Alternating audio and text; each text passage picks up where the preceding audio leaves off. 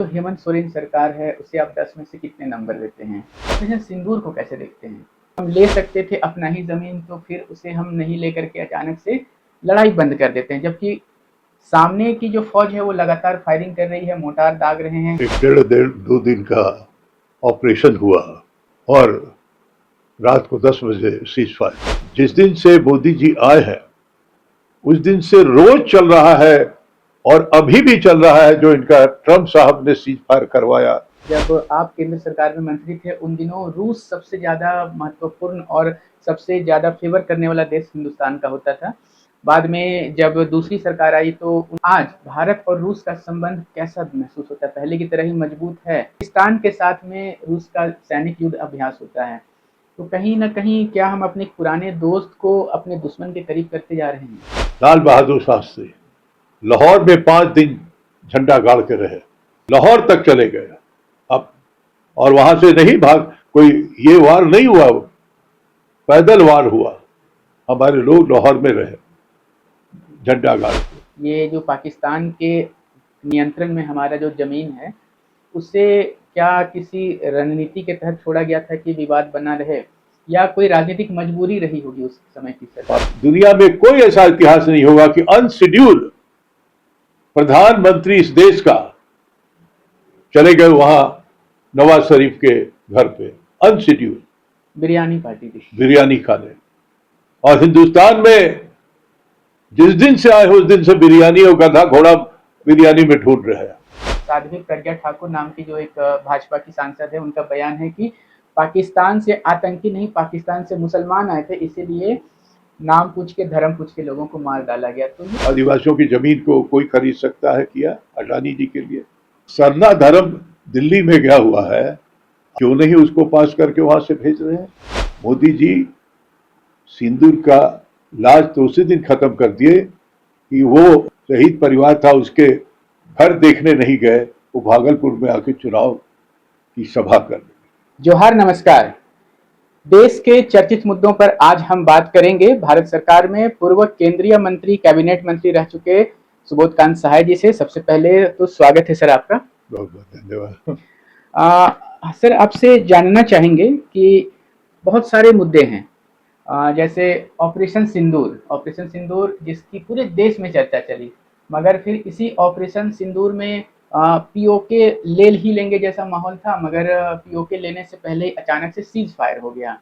आखिर क्या कारण इसके पीछे में समझ में आ पाता है कि जब हम ले सकते थे अपना ही ज़मीन, तो फिर उसे हम नहीं लेकर के अचानक से लड़ाई बंद कर देते हैं, जबकि सामने की जो फ़ौज है वो लगातार फायरिंग कर रही है, मोर्टार दाग रहे हैं। हमारे नागरिक कल भी मरे, जिनको कि राष्ट्रीय अध्यक्ष जो कांग्रेस के हैं राहुल गांधी जी, वो मिलने के लिए गए थे और उनके राहत के लिए मांग भी उठाए। तो ये ऑपरेशन सिंदूर को कैसे देखते हैं?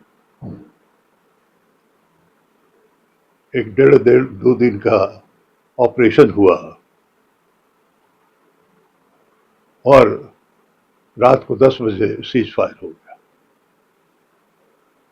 निश्चित तौर पे पूरा देश का जो सेंटिमेंट था वो सेंटिमेंट पाकिस्तान के खिलाफ था, और मासूमों का जान जो 4 दिन पहले जिनकी शादी हुई थी उनको चुन चुन करके मार के, तो इस पे जो कार्रवाई हुई वो तो निश्चित था कि कार्रवाई होना चाहिए था, लेकिन जब पूरी तौर पर सेना हमारा पाकिस्तान को सबक सिखाने की बात कर रहे थे,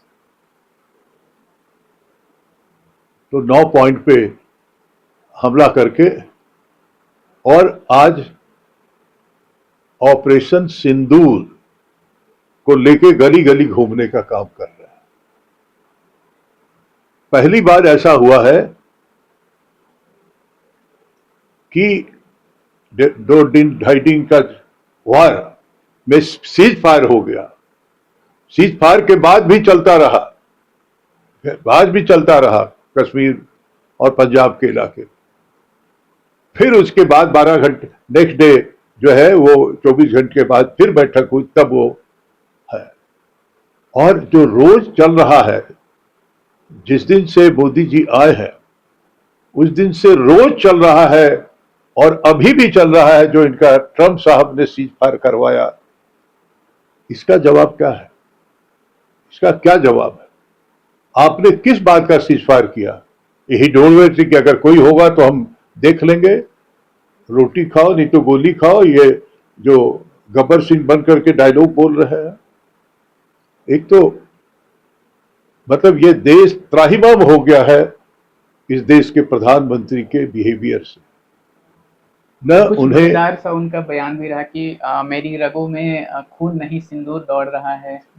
तो या मतलब रोटी खाइए या तो फिर गोली हमारी तैयार ही इसीलिए है। मैं कह रहा हूं कि जो चौराहे की भाषा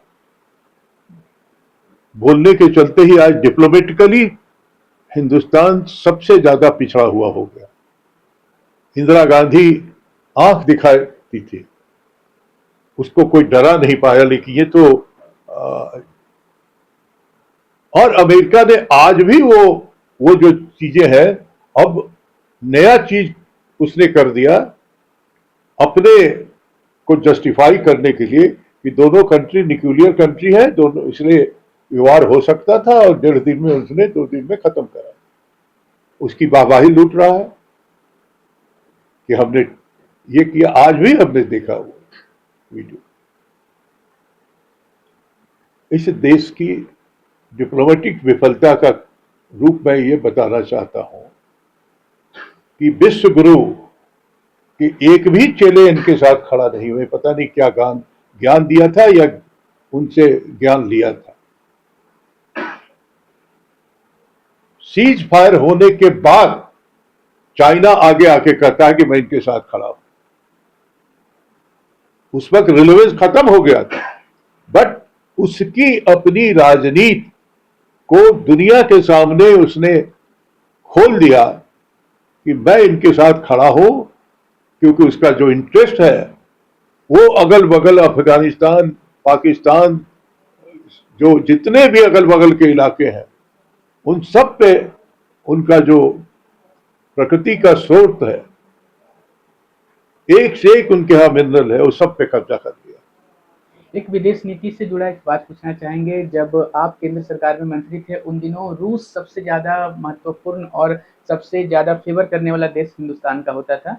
बाद में जब दूसरी सरकार आई तो उन लोगों ने अमेरिका के साथ में अपने दोस्ताना संबंध बढ़ाने के प्रयास किए। आज भारत और रूस का संबंध कैसा महसूस होता है? पहले की तरह ही मजबूत है? क्योंकि सवाल इसलिए क्योंकि कई बार हुआ कि जैसे पाकिस्तान के साथ में रूस का सैनिक युद्ध अभ्यास होता है, तो कहीं न कहीं क्या हम अपने पुराने दोस्त को अपने दुश्मन के करीब करते जा रहे हैं?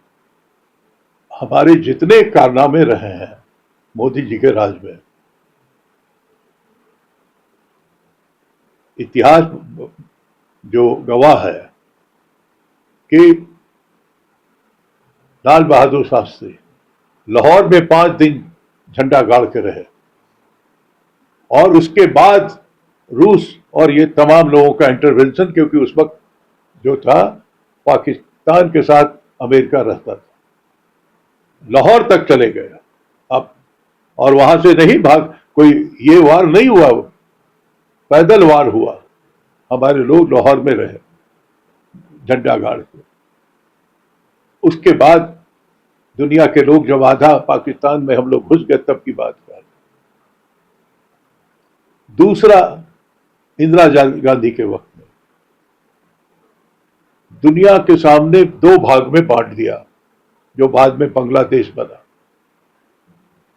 अमेरिका थ्रेट करके 7th फ्लीट उसका फेमस था कि वो लेके आता रहा, लेकिन जो हमारा दोस्त था रशिया, वो अड़ा रहा उसके सामने, हमारे पास आया। और 7th फ्लीट हो या 70 फ्लीट हो, सो इंदिरा गांधी ने कहा कि अब जंग में ही फैसला होगा। इन्हीं बातों पे और 1 लाख से ज्यादा सैनिकों को, पाकिस्तानियों को घुटना टिकाया। बिल्कुल, बिल्कुल। इन्हीं बातों पे सवाल उठाती है जो वर्तमान केंद्र सरकार के समर्थक लोग हैं कि जब हम इस कदर जीत गए थे तो फिर ये पीओके की समस्या रह क्यों गई? ये जो पाकिस्तान के नियंत्रण में हमारा जो ज़मीन है, उसे क्या किसी रणनीति के तहत छोड़ा गया था कि विवाद बना रहे? या कोई राजनीतिक मजबूरी रही होगी उस समय की सरकारों की? पाकिस्तान के साथ कोई ऐसी मजबूरी इंडिया की नहीं रही है। आपको जो पता है इतिहास की, ये जो वाजपेयी जी लाहौर में थे और इंडिया में वार शुरू हो गया था, ये आप देख लिए मुशर्रफ के वक्त की बात। और उनको आने का खाली एक तरह से रास्ता दिया गया और उसके बाद कारगिल का वार जो है वो जम करके शुरू हो। ये हमारी डिप्लोमेसी, ये पाकिस्तानी नाम पे आज जितना कर रहे हैं, दुनिया में कोई ऐसा इतिहास नहीं होगा कि अनशेड्यूल प्रधानमंत्री इस देश का चले गए वहां नवाज शरीफ के घर पे, अनशेड्यूल बिरयानी पार्टी थी। बिरयानी खाने। और हिंदुस्तान में जिस दिन से आए उस दिन से बिरयानी और गधा घोड़ा बिरयानी में ढूंढ रहे हैं। तो ऐसे आदमी का ये देश के लिए कितना दुर्भाग्य हो गया है, ये दुर्भाग्य हो गया। न मर्यादा देश का रख पाया, न अपना शौर्य हम दिखा पाए। और एक तीसरा आदमी आज टाल ठोक के कर रहा है, जो ट्रेडिशनली हिंदुस्तान के खिलाफ रहा है और पाकिस्तान के साथ रहा है, उन दोनों को एक तराजू में तौल दिया, पाकिस्तान को भी हिंदुस्तान के साथ। ऐसे सारे दौर में ये देश डिप्लोमेटिकली हारा। हम कोई बड़ी शौर्य दिखाने का जो हमको मौका था, वहां इनके कावर्डनेस से वो भी हारे। हम क्या हारे? नुकसान तो हुआ, दोनों तरफ का नुकसान हुआ, लेकिन हम कुछ पा नहीं पाए जो पाने के इरादे से था। और हर के देशवासियों के मन में था कि इस बार सही में पाकिस्तानियों को सबक सिखाना। क्या सबक? और आपने जो कहा सिंदूर, इनके रग में सिंदूर बह रहा है, बचा हुआ सिंदूर जो देश में बांट रहे हैं, ये क्या है? ये सिंदूर बांटने का कार्यक्रम ही लोगों का एक प्रायोजित होने वाला था। वो है कि नहीं है तो यही जाने, लेकिन लोग इनके चाहने वाले लेकर के चारों तरफ घूम रहे हैं, भले लतिया के भेजे जाएंगे। अभी जो प्रतिनिधिमंडल सऊदी अरब में हमारे देश का है, जिसमें कि प्रखर वक्ता जो विपक्ष के भी हैं, जैसे असदुद्दीन ओवैसी हो गए, या फिर कांग्रेस के शशि थरूर हो गए, और फिर टीएमसी से भी हैं अभिषेक बनर्जी, ये सारे कोई सरकार का पक्ष बहुत अच्छे से रख रहे हैं। जो सत्ता पक्ष के समर्थक है वो कहते हैं कि बहुत अच्छी रणनीति रही कि अपने विरोधियों से ही अपनी तारीफ करवा ले रहे हैं। मगर देश के अंदर में कल साध्वी प्रज्ञा ठाकुर नाम की जो एक भाजपा की सांसद है, उनका बयान है कि पाकिस्तान से आतंकी नहीं, पाकिस्तान से मुसलमान आए थे, इसीलिए नाम पूछ के धर्म पूछ के लोगों को मार डाला गया। तो ये हिंदू मुसलमान की जो राजनीति लंबे समय से भारत में सबसे ज्यादा ट्रेंड कर रही है, क्या ये कभी खत्म होगी?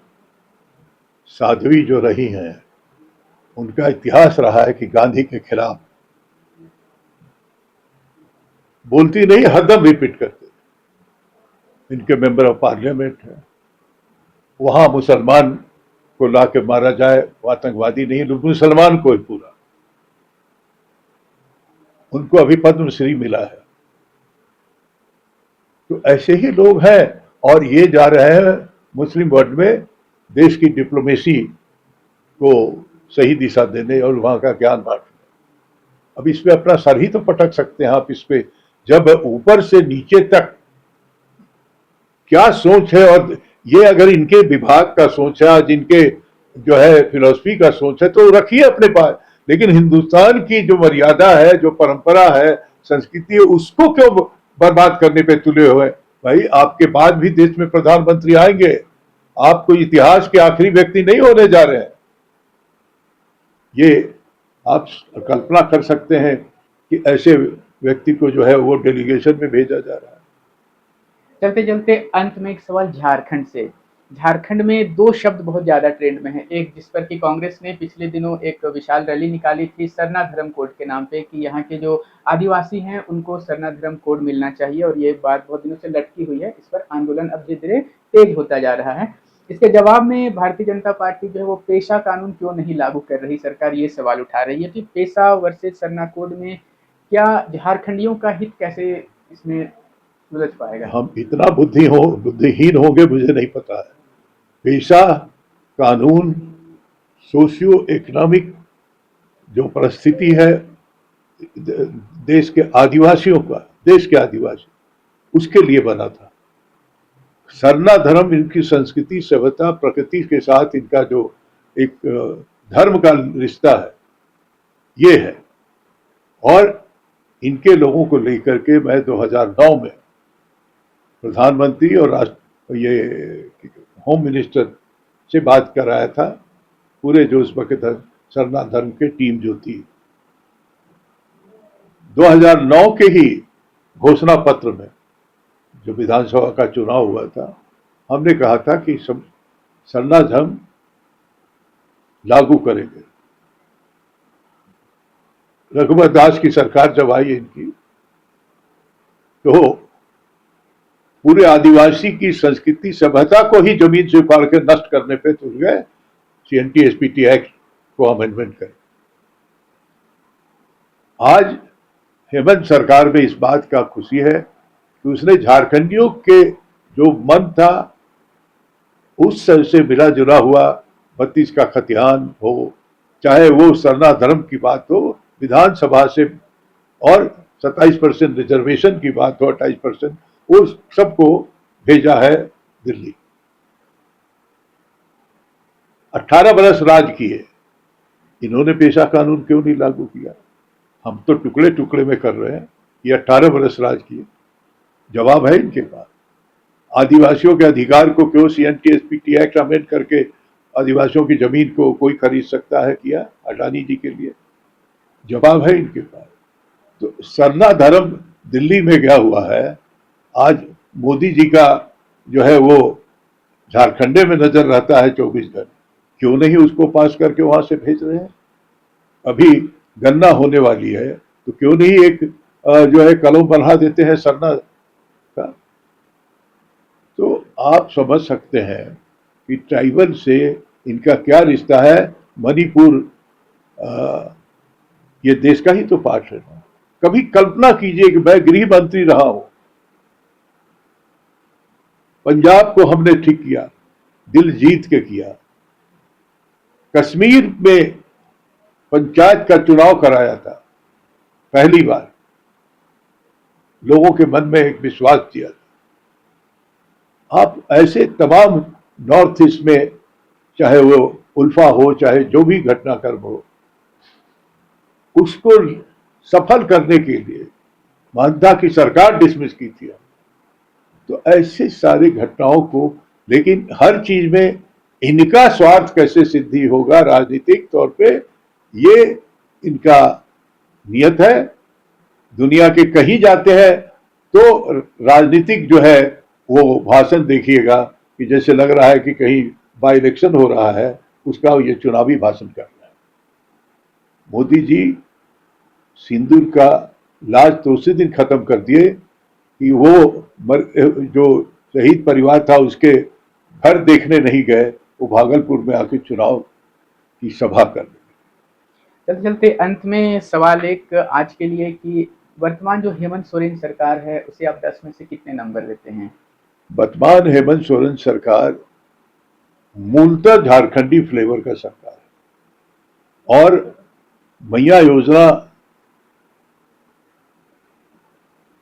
वृद्धा पेंशन योजना, 50 साल के उम्र से वृद्धा पेंशन दे रहे हैं। जो पहले हम जब विधायक हुआ करते थे यहाँ, तो गांव में जब भी गए तो बूढ़ी बूढ़ी आधा झुकी हुई बिलबिला के कहती थी कि बाबू हमरा वृद्धा पेंशन करा दे। वृद्धा पेंशन उस वक्त 300-400 मिलता था। आज एक घर में 10-12 हजार रुपया आ रहा है। 10-12 हजार, 2,500 प्रति महिला। परिवार है, ये है, कोई धर्म जात नहीं है, जिसको भी है जो एलिजिबल है उसको मिल रहा है। तो ऐसी स्थिति में जो आप यहां नहीं कर सकते, उसके चेहरे पे जो खुशी है, जो विश्वास है, उसको अगर आप देखिए तब आपको लगेगा। इसलिए जो भी कर रहा है वो सिर्फ लोगों के जो अधिकार, जो उनके लिए जिनकी लड़ाई थी, चाहे वह स्वास्थ्य सवाल हो, चाहे वो शिक्षा का सवाल हो, चाहे वो रोजगार का सवाल हो, जो भी है उस पर वो काम अपना वादा पूरा कर रहे हैं। ये मैं समझता हूं कि इसी के लिए झारखंड बना था जो हेमंत सोरेन आज कर रहे हैं। धन्यवाद। तो आज हमने बात की पूर्व केंद्रीय मंत्री सुबोधकांत सहाय जी से, जिनसे कि सारे वो चर्चित मुद्दे जिनकी चर्चा चलती रहती है आम जनमानस में, उस पर हमने सवाल लिए और इनके सुलझे हुए जवाब हमने पाए। वर्तमान हेमंत सोरेन सरकार को इन्होंने सीधे तो नहीं कहा, मगर 10 में से 10 अंक देने वाली बात कही, क्योंकि जिस उद्देश्य से झारखंड बना था उस उद्देश्य को सार्थक करने वाली सरकार बताया है। बने रहे ऐसे ही नवीनतम ताजा अपडेट्स के लिए हमारे संग। कैमरा के पीछे से मेरा सहयोग करे देवानंद सिन्हा जी के साथ मैं विजय पिंटू रंची।